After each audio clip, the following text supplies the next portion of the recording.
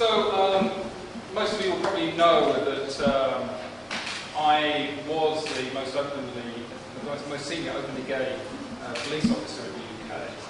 But what a lot of people don't realise is that when I was a senior police officer, not quite at that level, and before Broken Rainbow were formed, I was myself the victim of domestic violence. And, you know, it started off as a loving, caring relationship, and gradually and almost imperceptibly, things changed. From there, you know, occasionally something would happen that made you realise things perhaps weren't quite right. Like when I got a birthday card from a long-standing friend, and my partner didn't believe that it wasn't a lover, and he ripped it up and put it in the bin.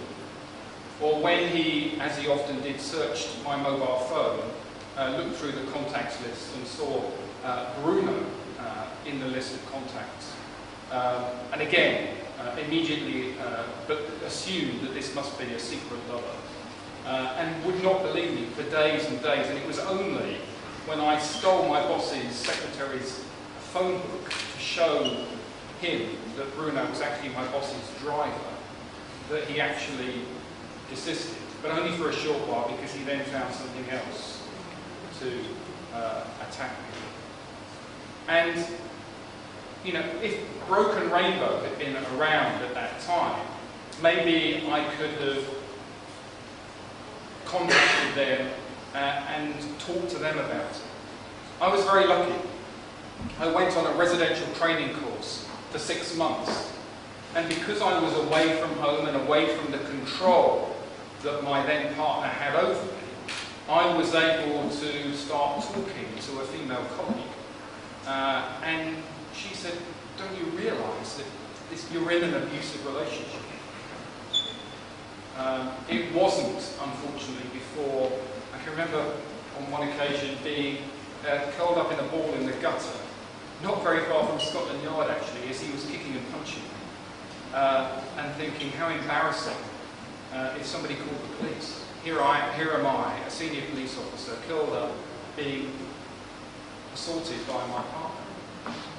And it's, you know, even more difficult, I think, for people in a predominantly male-dominated organisation, as I was then, to talk to colleagues about your relationship, let alone how abusive it is.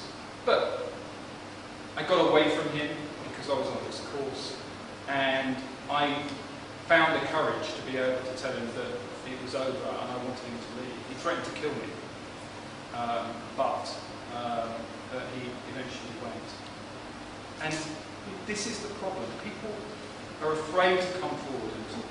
I didn't understand as a police officer why victims of domestic violence, once they'd gone to casualty and been patched up, wanted to go back to their abusive partner. But, you know, I was in love with this guy. And he kept telling me, well, nobody else will ever, you'll never get into a relationship with anybody else.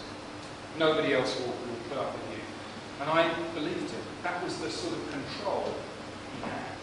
That's how important Broken Rainbow is in terms of getting people to understand that they can be in a loving relationship without the abuse.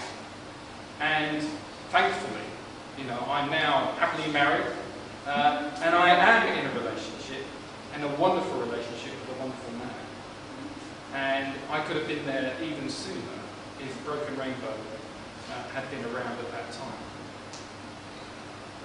Things have changed, and despite the criticism of the police, I think you're more likely to get a sympathetic response some of the time from the police than you were before. But there is a long way to go, as the Her Majesty's Inspectorate of Constabulary report showed. And that's why Broken Rainbow and the support organisations that Broken Rainbow work with are absolutely vital, because you can't 100% rely on the police.